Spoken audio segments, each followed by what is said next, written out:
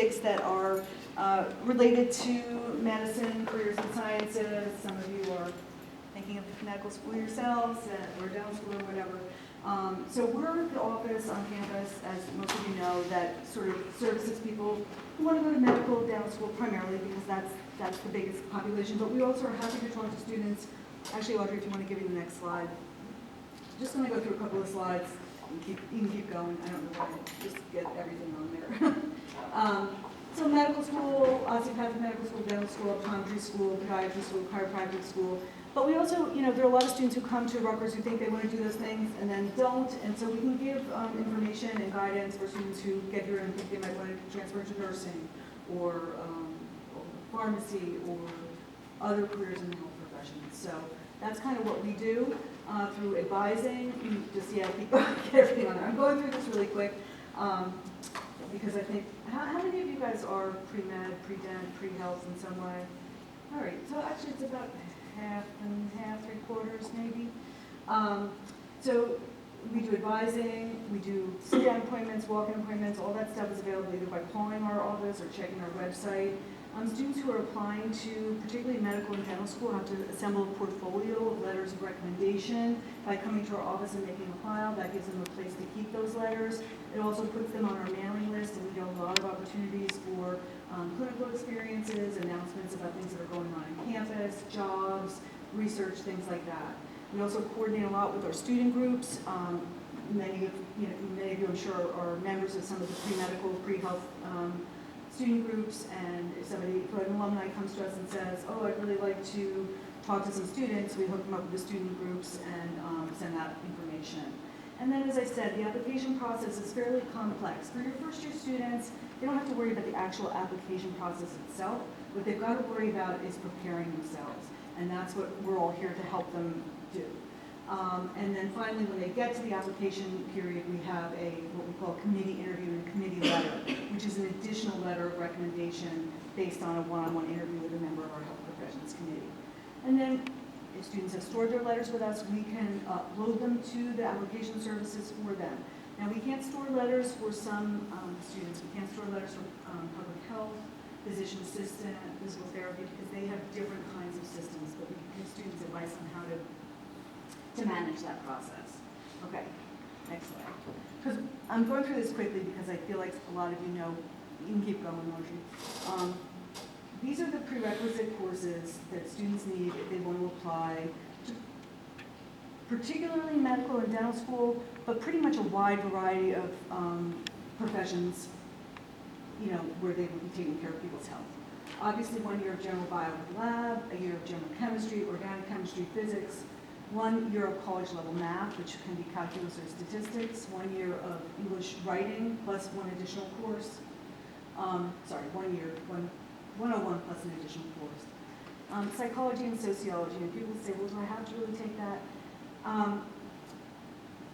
They're going to be dealing with people, right? They're going to be dealing with people. It's a good idea to have a general psychology course somewhere along the way. And 1 semester of biochemistry. This is very important. We have students, particularly for medical school, who come to us and say, well, I'm just going to self-study biochemistry. I can do that. Don't tell them not to plan on doing that. Tell them to make their plan so that they can take biochemistry before they want to take their MCAT. And then a semester of statistics. A lot of our students will come in with AP credit. How many people came in here with AP credit for something or another, right? So AP credit is perfectly fine as long as they take upper level coursework in those areas, okay? And we also will get a lot of questions about what major students should choose. I think there's another thing there. Basically, the message from these 2 slides is you can major in whatever you want, right? Most of the students who are interested in health and medicine, many of them are going to want to major in science, and that's fine. That's where their interest is, that's where their strength lies, that's fine. But if they want to take their college experience as a chance to explore another area while getting their prerequisite courses done, as long as they have those prerequisite courses done, they can still apply and be successful applicants, right? Medical schools are not looking for any particular, or dental schools, or any of these health profession schools, in the most case, aren't looking for any particular major, right? They're looking for people who are good in science and demonstrated that through their coursework and their test scores, and then, may have continued to explore science more deeply, or may have explored other areas. So really tell students not to panic about what they're going to major in. Tell them they don't have to major in CDN because that's what everybody at Rutgers majors in. You know, that's a total fallacy, okay?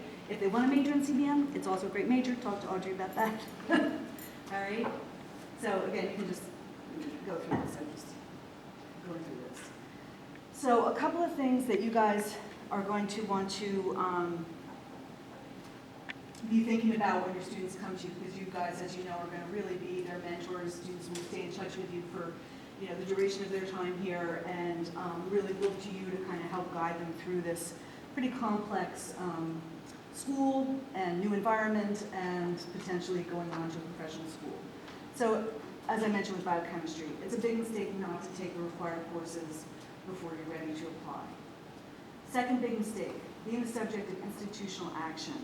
When students apply to these professional schools, most of the applications will say, are you now or have you ever been the subject of institutional action? That can be something as simple as a noise violation in your freshman year of your dorm, or you were just in the wrong room at the wrong time.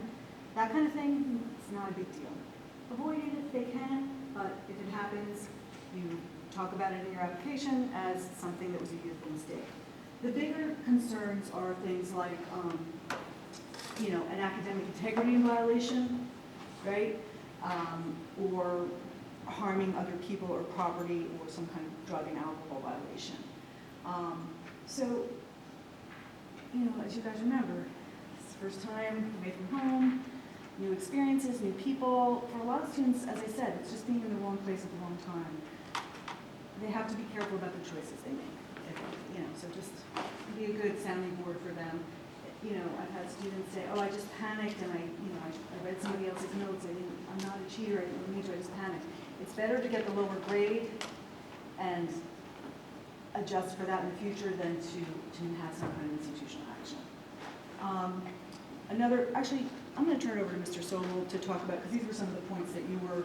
Yeah, we were just really trying to, help you to make people aware of some of the key trends that you really need to know about. And one of the big trends that's very significant now is that the days of being a 3.5 student with 50 hours of clinical shadowing and 50 hours of volunteering is really not enough anymore, because more and more people are taking gap years. Over the last 2 years, 60% of everyone Robert Wood Johnson took were non-traditional students, and the same for NYU, meaning that we're talking from 23 to 35 years old.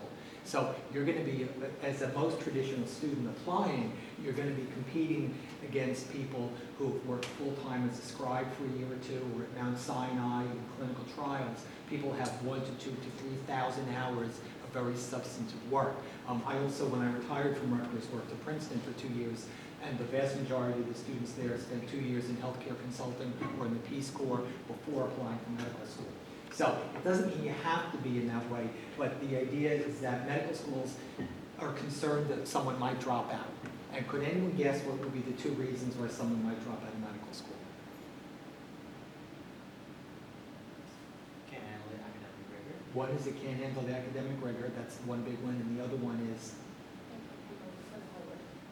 well, not that they can't handle it, but they wake up and they realize, the first time a patient throws up on you, or the first time the attendant calls you an idiot in front of everyone and starts screaming at you, because it's not a protected environment like undergraduate years, and you realize this is too intense for me. So they want the clinical. Again, the gap year issue is becoming much more common now. More and more students are taking gap years where they're either getting a master's degree. 1 out of 5 applicants to medical school now has a graduate degree in some form of biomedical science at the time of their applying. Many of these people had to do it because their academics weren't strong, but many people choose to go the clinical. The analogy I would give you is bake the cake first, then put the icing on. So the bake the cake stage is get the good grades and the solid MCAT score. Then the icing is the clinical experience. Now, if you're an android and you don't need sleep, you can do that at the same time. But the type of person who does, rescue squad, working as a scribe and a medical assistant, but then ends up with a 3.1 GPA, is not going to get into medical school and is going to have to do a master's degree to undo the damage. So if you can't bake the cake, because if you burn the cake, all the icing in the world, and you save the cake. So step 1, you have to get the students to focus on their academics and MCAT prep. And clinical is very important, but you do it when you can. It might mean doing it at the same time, or it might mean putting it off. So you have to work with them to do the adult decisions. That said, let me just interrupt for a minute. They also can't just, be thinking about, only studying, sitting in the room and Right. studying, right? So they have to, as you guys know, engage with the Rutgers community. There's so much they can do here. If it's not going to be clinical, it may be a student club, it may be things through various programs that they're part of at Rutgers, like the honors program, or DASIS, or special residential, Douglas Residential College. It may be, cultural organizations. They have to do something besides study. And some of them are going to have to work. Some of them are going to have jobs, So it's Right. important not to, like, if you have straight A's and all you've ever done is school, yeah, you baked a really nice cake, but It's not there. 10% of all 4.0s don't get in anywhere to medical school. And it's usually because they had zero clinical experience or poor interpersonal skills. So again, you want to be stressing to the students, there's sort of the stereotype of two Gen Y sitting on the park bench texting and they're texting each other. Medical schools, we need to know that you have interpersonal skills, because if you interview with Robert Wood or NYU, you're going to be doing an MMI interview with a hallway and 8 questions. It'll be role plays, and you're going to be evaluated with 8 different people. So it's going to be the critical thinking, and the interpersonal skills. So the other thing is going to be important is start strong and end strong. When I came to Rutgers in 1975, I thought I was like really smart, and then all of a sudden I'm looking around me and there's all these people who are smarter than I am. So in other words, students need to know that the way you studied in high school might not exactly work in college. So working with first-year students on how do you plan on studying if your first exam is not for 6 weeks away with no quizzes to keep you motivated. Medical schools, if you bomb the first year, your chances are not destroyed, but they look at trends. The worst trend is the junior who gets overconfident and is trending down. That is what I would call the kiss of death. So you have to start strong and end strong. They have to keep the motivation going. They have to learn to use all the resources, career services, what we have at the HPO, the Learning Center. Some students, if they're not doing well academically, they implode because they're afraid to ask for help. They're too embarrassed. So you want to make sure that your students understand the resources. Again, institutional action. If you have a drug or alcohol violation and you're a pharmacy student, you're in serious trouble because your 6th year for rotations involves criminal background checks. So, really, really important. If you have an academic integrity violation, it might take you 3 or 4 years to get into medical school, or possibly never, depending on the school. So you have to sort of stress that. And then probably the last 2 things is developing your critical thinking skills. One website that I use that I think is really important is a bioethics site. So if you just Google University of Washington bioethics topics, you can give some of those to students and have discussions on how they handle ethical issues, because that's what you're going to face in a med school interview. But for students, it's building the critical thinking skills. So University of Washington bioethics topics. And probably the last thing I would stress is reading comprehension. Dr. Vogel and I spent a whole day at NYU through their admissions process, and the director said something that was very interesting. He said, we consider the CARS section of the MCAT as important as biochemistry.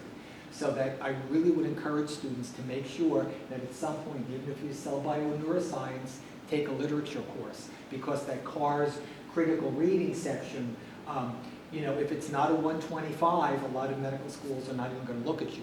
So it's not only building your scientific thinking, but ability to read about existential psychology or philosophy. So a philosophy course, a comp lit course to build your reading comprehension. You want to stress that, because some students just over-focus on doing well in science, but every medical school has a different way of interpreting the MCAT, and some put a lot of weight on those things you might not think are important. And that's true not just for medical school, right? For any kind of graduate degree you're going to do. If you go to, there's a website called explorehealthcareers.org. They all want demonstrated strength in critical thinking. If you're going to be dealing with people, you have to have critical thinking skills. You have to be able to also have those psychology skills where you can interpret people's emotions and figure out how much they're comprehending you. You have to have that cultural understanding of how what you're saying to them, whether it's in a public health context or a medical context, or counseling context, how their cultural influences may affect how they're hearing you or how they're responding to you. So, these are all, and the other thing to remember is, again, you have these people at their first year, right? Medicine is not the only way they can help people, right? Dentistry is not an easy second, or physician assistant an easy second. There are lots and lots of ways you can help people. I would encourage anybody who who's working with first-year students to tell them to think about that. Medicine's great, maybe what they decide they want to do, but it's not the only way to have a meaningful, if you're interested in science and want to help people, it's not the only way to have a meaningful career. So, I think that's an important message. And again, like just to reiterate what Greg said, and let all of you know, because you're doing the FIGS, is like there's so much at Rutgers, and I'm just talking to Audrey about this, helping them figure out how to make this experience their own, not what somebody else thinks it should be or what they told everybody it should be since they were 2 years old, to be able to, grow and develop and find what they want. And, we have people that come back to our office who maybe started at Rutgers as a pre-medical, decide, oh no, I want to major in something else, going off and worked for a couple of years, and then going back to medicine, or not, So it's not like a direct path for everybody, and it doesn't have to be. And people say, well, if I don't do this, in this order, then I'll never get back to it. That's not the case. That's And another mistake too is not applying to DO school. You might want to encourage students, because again, half of everyone, every year there's about 55,000 people applying for 20,000 spots. So that's about 20,000 acceptances, and about half of that population only ends up with 1 or 2 acceptances. So by not applying to DO school, you've also limited, your scope of resources. And every year we get students who come in afterwards, and the light goes off, and then they have 0 acceptances and realize, I could have also been applying to DO school. So you want to sort of expand their thinking and how many other great careers. So Dr. Vogel mentioned explorehealthcareers.org. That's a great exercise to ask students to pick up 2 backup plans. What if you could never get into medical school? What would be 2 choices you would look at and why? Even ask students, why do you want to be a physician? Have them write about it. Because in medical school, the interview is, why do you want to be a doctor? That's a quicksand question. It sounds very easy to answer until you start trying to answer it. Because most people just fall into the sort of the cliche of I like science and I want to help people. And again, that's the kiss of death in medical school because it's just a cliche. So our office, our contact information, pretty much everything we've said is available on our website. It's hpo.rutgers.edu. We are doing an open house on September 20th. We'll be putting out announcements about that. Anyone is welcome. Students can open a file that day. We ask that maybe you don't send your classes over en masse to open up a file on a given day, because we can't really, if you've been to our office, it's fairly small. We can't really accommodate 20 people opening a file at one time. So that is going to be something you're going to ask them to do as part of your curriculum, stagger it in some way. I think what we really want to spend the rest of our time on is, you guys have probably, has everybody here been in a FIGS? Anybody not been in a FIGS? Oh, cool. So you guys are just doing this because you think it's a great idea, not because you had a great experience. That's so neat. All right, well, we just wanted to spend some time if you guys had questions about things that you were thinking about incorporating in your curriculum, or things you've heard, or things we've said, Yeah. I kind of have a specific question, just something that I anticipate being asked, and I think it's just brought up a lot. So like, what value would you say doing a post-bac or completing a master's adds, or what damage would you say that it like undoes, essentially? Right, well, it's not a straightforward question. Obviously, some students have no choice but to do some kind of, there are these record-enhancing master's programs. And those can undo a fair amount of damage, but most of them are going to require at least a 3.0 or 3.2 to get in. If somebody has significantly lower than that, your students aren't going to know that at the end of their first year. What I tell them is focus on the present right now. Don't be thinking about doing a post-bac, because nothing you do in your first semester or second semester when they have you guys is going to force them to do a post-bac, right? So, and then doing a master's in something else can be of great value if it's something you're interested in and you want to spend some time doing before you do medical school. It's not necessarily going to, having a master's isn't going to make you a better candidate in and of itself. It's how you do in the master's, what you do with what you've done. So it's definitely, for some people, an only choice. For some people, if they're good students with decent test scores, they probably don't need a post-bac, or if they're going to take a gap year at work, be a medical scribe, you know, I mean, do clinical for some research. people, the reason they have the 4.0 is because they didn't spend any time getting clinical, so that's what that would do. The person who did phenomenal clinical, but maybe didn't do well academically. So these post-bac master's programs, you're taking medical school level courses. But like the day, again, we were at NYU, the dean said, you know, we would look at a post-bac student, but our expectation is they're gonna get straight A's. 4.0. So in other words, you know, the type of student who did very poorly academically as an undergraduate immediately enrolls in a post-bac and gets all C's and B's again. You don't and get just C's in spent- graduate Yeah, school either, so a right. B is like a C. Right, a B is like a C, so that type of person has just spent $40,000 to prove to a medical school that they're a poor candidate. So you wouldn't really do that until you have a reason to believe that you've got your grades, you know, in place. Again, And you also want to be a little bit careful about doing a master's like in something else, just for the heck of it, just to fill that time. In other words, some people say, well, I'll just get a master's in public health because I'm interested. You don't want to look like you're more interested in some other subject than you are in medicine, especially if you have, you know, but if it's something you want to explore, if you think public health is going to be, you know, you have real integral reasons for doing that, you took a minor in public health and you want to explore that further, then, yeah. I think a lot of freshmen usually come in and they don't know like how to get good clinical experience. So like, what would you guys? Yeah, like that's a common question. Like, how do I shadow or? Right. So, you know, we have information on our website. We have, you know, what I usually tell students is don't stress about that your first semester. Focus on getting adjusted to being here. Focus on your academics. You know, they probably have come in. I would tell them to start thinking about that for their spring semester and particularly the summer. So I encourage students really to avoid, if possible, taking summer classes and use the summer for when they can apply for all, you know, we put out a list, Career Services has a list of summer clinical internships you can get. Also, you know, if they do really feel like they need to start something right away, the best way is to network with their own physician, people that they know, cousins of cousins, whatever.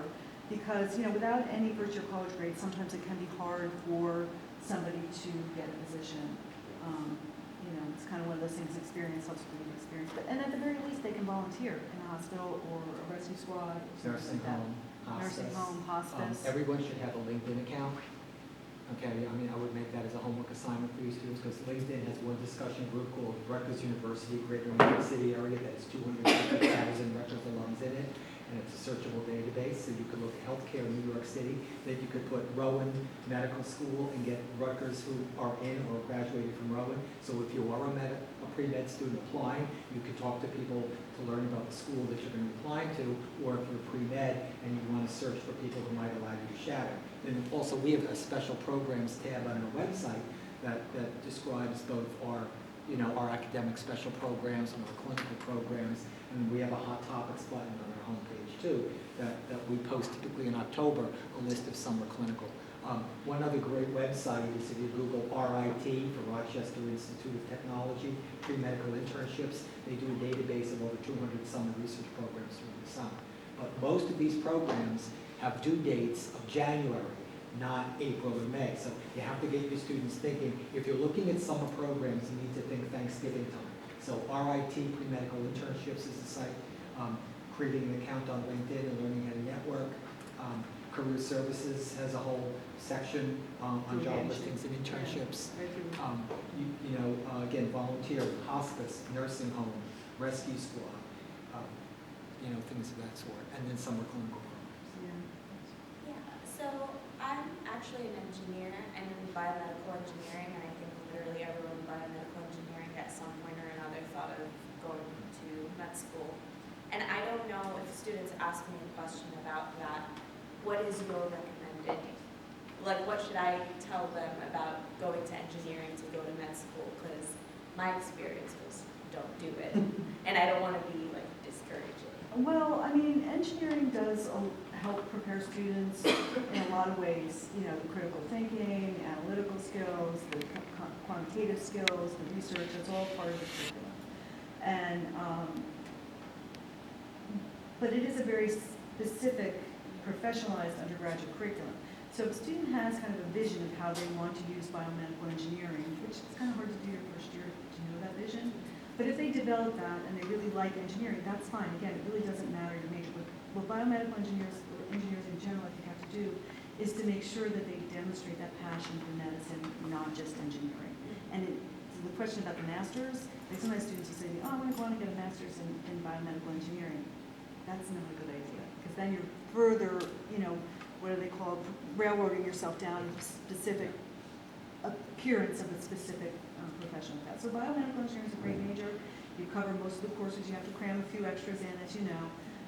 It's a lot of more math, and quantitative stuff, and some would argue a more demanding curriculum, which gives you less flexibility to develop some of the other areas of interest you might have. If you love engineering. Some people pick a really hard major 5 because minutes. you just think that's going to get them in. It's really pick something you love that you can do well. Because pick something that's going to be really hard and you don't enjoy it and you don't do well, it's just going to be a painful experience. Other questions? Yeah. Yeah, I have one question. I know you included psychology and sociology as the prereqs.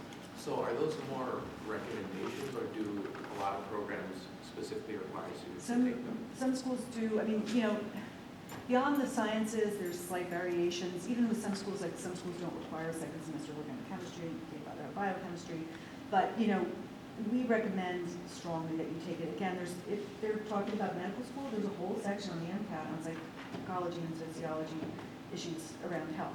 So, again, you're gonna be dealing with people, you're gonna be dealing with groups of people, and it probably fulfills some kind of requirement for one of your SEBs or SAS or somebody else.